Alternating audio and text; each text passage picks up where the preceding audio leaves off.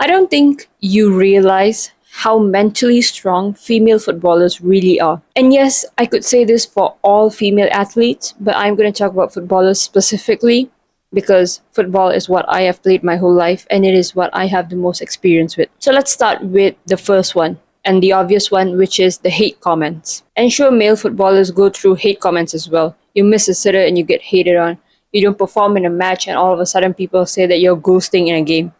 But female footballers don't just get hated on for their ability, they get hated on for the very fact that they're women. The go back to the kitchen comments, go make me a sandwich comment, you don't belong in this game comment. At this point, the people that comment go back to the kitchen under any women's football post are not even haters anymore, they're just lazy. Women footballers get mauled on the internet even when they don't make a mistake, even if the striker scores goal, even if the defender makes a last ditch tackle, there is no guarantee that they are going to get celebrated. There is no guarantee that the comments will hype them up. And sure, there are some people in the comments who will hype them up, but there are also going to be those who are still going to hate on them just because they're women. And they cannot digest the fact that women can actually be good at football. And it is really frustrating because it gives the illusion that women don't have the luxury of making mistakes, which, to be fair, is kind of true in every field out there. Whenever a woman makes a mistake, all of a sudden, all the comments are about, oh, this is why women shouldn't get opportunities. This is why a woman shouldn't be in a place of power. When a man makes a mistake, it's only that man that gets hauled. But when a woman makes a mistake, all of a sudden, all women are put under scrutiny. Now, the second reason that female footballers are so mentally strong is because of outside work. As a male footballer, sure, you want to play in the top 5 divisions in Europe, you want to play in the La Liga, you want to play in the Premier League, you want to play in the Bundesliga, and those are the leagues that pay really well. But if you're in England and you're playing in the Championship League, or you're playing in League One, or you're playing in League Two, you still make a decent amount of money that you can live off that money for the entire month. You don't necessarily need to go out there and look for a part-time job. You can play in the 4th division in the country and still make enough money to just be a pro footballer. Sure, you wouldn't make enough money to just retire after finish playing football and then kick your feet up at the beach. But while you're being a professional footballer, you get the luxury of just being a professional footballer. As a female footballer, there is no guarantee that even if you're playing in the top division, even if you're playing in the WSL or in the League F, there's no guarantee that professional football is all you will be doing. Because the teams that are on the bottom half of the table, most of the players there have other part-time jobs to supplement their income because football doesn't pay them well enough. And this is the top division in the country, which means every other division below that, half of the time, you don't even get paid. And the other half of the time, when you do get paid, you need like a full-time job outside to actually supplement your football income. And I don't think you realize how stressful it can be to not only be playing football and trying your best to perform at the highest level every single week and perform at the highest level in training, but then also have other work stress that comes from your full-time job. To be able to come off work, box that frustration that you have either with your coworker or with your boss, and then say that right now it's football time and I cannot bring this frustration into football.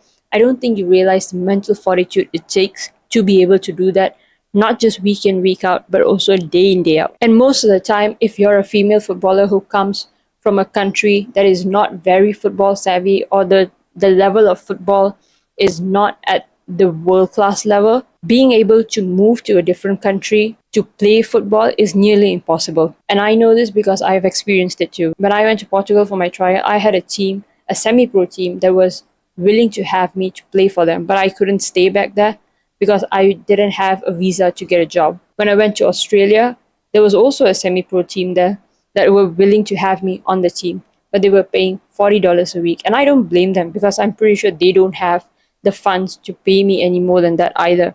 But to get a visa to work there full time and then to be able to play football, that was also nearly impossible. And yes, you can argue that there's more competition in the men's game and all of that. But at the end of the day, juggling a full-time job and juggling football and being able to play at the highest level, it requires a different kind of resilience. Now, the third reason that female footballers are so mentally strong, and this is before even all the hate comments, before even this part-time job thing.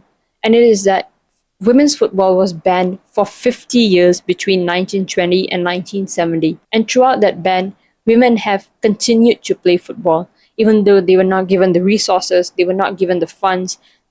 Women's football was not accepted as a sport because it was unladylike for them to play football. These women were still playing football. These women were playing football in hopes that one day the ban will be lifted. I don't think you realize how difficult it is to be able to do that. And you're not doing it for 5 days or 5 weeks or 5 months or even 5 years.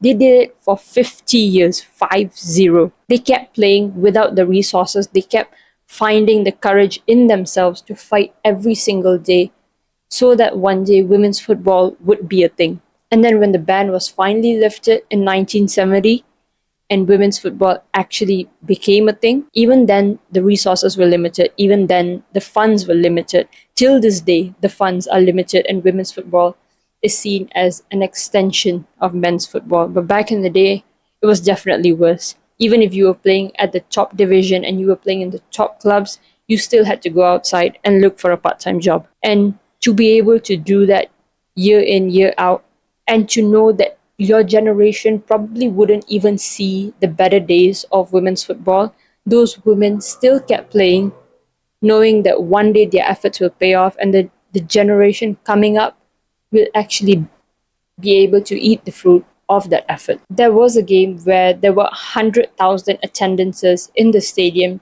during a women's football match, but for some reason, that news never got out, and no one even knew that that match existed until a few years ago when they decided to make a movie out of it. The England's women's football team is the only one to bring the Euros home not once but twice, and they are still hated on, while the men haven't been able to do anything in the past 60 years. And I think Adele said it best when she said that they wore their character as their armor, and therefore I get to wear my character as my skin.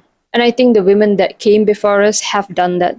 They kept playing, knowing that there will be light at the end of the tunnel, and they may not be the ones to reach the end of the tunnel, but it's thanks to them that they kept walking that today we finally do get to see some light at the end of the tunnel. Thank you for watching. I hope you enjoyed that.